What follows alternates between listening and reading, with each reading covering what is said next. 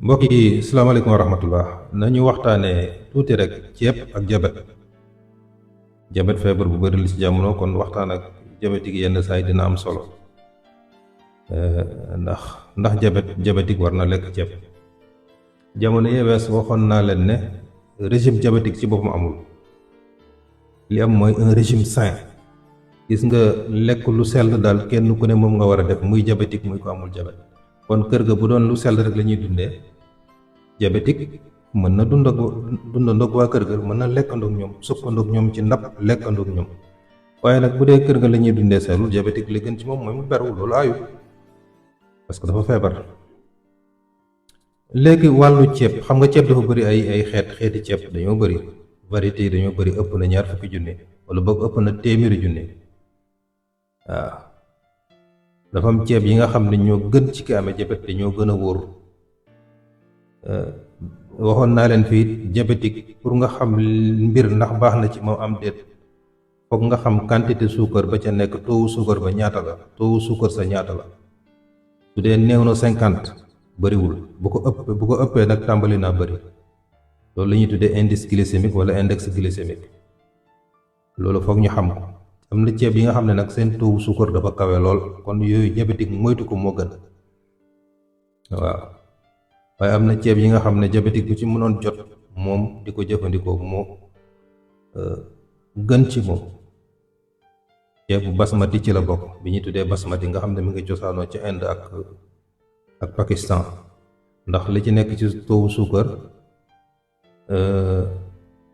45 la. indice glycémique bi 45 la ko, xam nga yéegul. waaw te ceeb liy tax ceeb am suukar mooy ceeb dafa am amidon, te amidon bi mooy suukaru ceeb rek. waaw bu dee ceeb basmati lu tax mu gën ci diabétique, moom li ci nekk amylose la tudd. amylose boobu mooy beneen xeetu amidon la bi nga xam ne yaram wi du ko gaaw a jëfandikoo. waaw gis nga suukar si ngay fekk ci ceeb dafa war a rees, waaye ndànk-ndànk. bu am na nu muy gaawee rek dafay jàll ci deret ji ba pare day yéegal suukar ci diabétique. te loolu ceeb bi ñu tuddee basmati mucc na ca.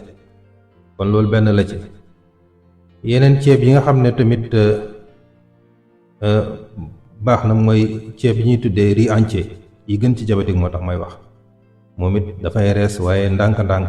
waaw suukar si ci nekk dafay rees ndànk-ndànk, parce que suukar si bu dee damay reesee damay jàllee rek dafa gaaw, loolu mooy yéegal taux suukar ci deret. kon mooy ceeb bi ñuy tuddee riz entier. waaye suñu waxee ceeb nag te waxuñ suñu ceeb bu réew yi ñuy bay fii moom daanaka yàq nañ ko. kon riz de la vallée mooy suñu ceeb nga xam ne moom it li ci nekk taux suukar diggante 38 la ak 50, kon xam nga bëriwul. indice glycémique bi 38 ak 50.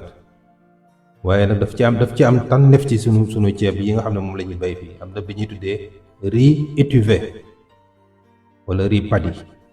mu yooyu xeet yooyu ñoo gën ci ñi nga xam ne dañoo am diabète, kon di ko jëfandikoo moo gën. loolu jar nañu ñu leeral ko. li tax ñu koy tuddee riz étuvé, ceeb la bi nga xam ne dafa am fañ ko jaarale balaa ñu koy jaay nit ñi. waaw ba mel ni ku muucu suukar si nekk amidon bi ba wàññi ko lool, ba amidon ba amul doole. moo tax ñu koy tuddee riz étuvé wala riz paddy. kon ceeb bi nga xam ne mu diabétique war na ko moytu mooy ceeb bi ñuy tuddee riz brisé. yàlla nag buñ ci yokk 100% brisé. yow diabétique foo ko déggee dawal.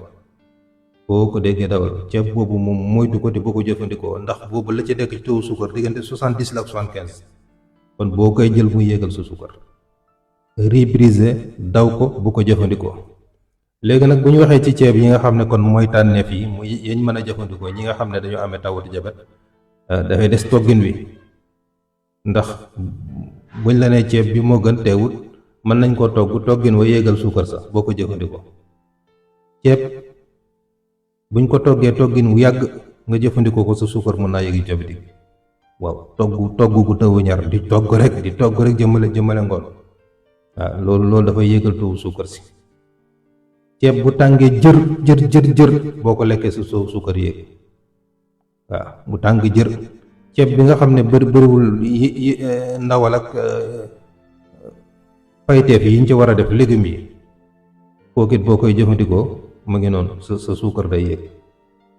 kon ceeb bi yow mi diabétique dafa war a am suffisamment de légumes waaw am ndawal yi mu àndal kon bul nekk ci ceeb bi rek waaye yeneen yi muy àndal foog nga di ko jëfandikoo kon loolu it foog ñu leeral ko waaw moo tax diabétique sax dañuy digal de nga buñ toggee tey nii ceeb ñu yekk ko moste rek nga fexe ba wut sa benn bool bu tëjee bu baax nga tibb sa ceeb denc sa frigo bàyyi ko ci fukki waxtu ak ñaar tijjiwaat léegi nga fanaal ko bu ëllëgee nga ceeb boobu nga jël ko nga nuggal ko añee ko parce que fukki waxtu ak ñaar bu ko defee ci frigo rek amidon bi dafay wàññeeku daanaka à 80% amidon boobu la ñuy ragal ci ceeb moo tax ceeb bu xaw a sedd sax moo gën ceeb bu tàng jër waaye ceeb buñ def ci frigo denc ko lu yàgg moo gën ci diabétique kon loolu nañ ci bàyyi xel waaw bu ko defee fokk mu ànd ak yeneen nag yi nga xam ne mooy légume ànd ak limon ànd ak vinaigre yooyu nga xam ne dañuy rey amidon bi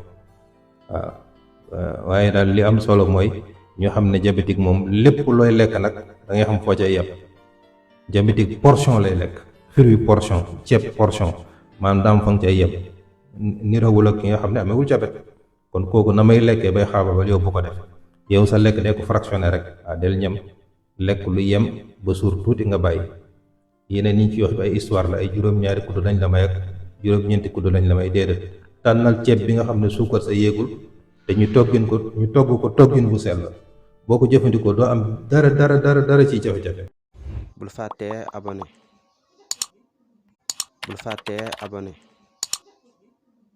bul fàttee abonné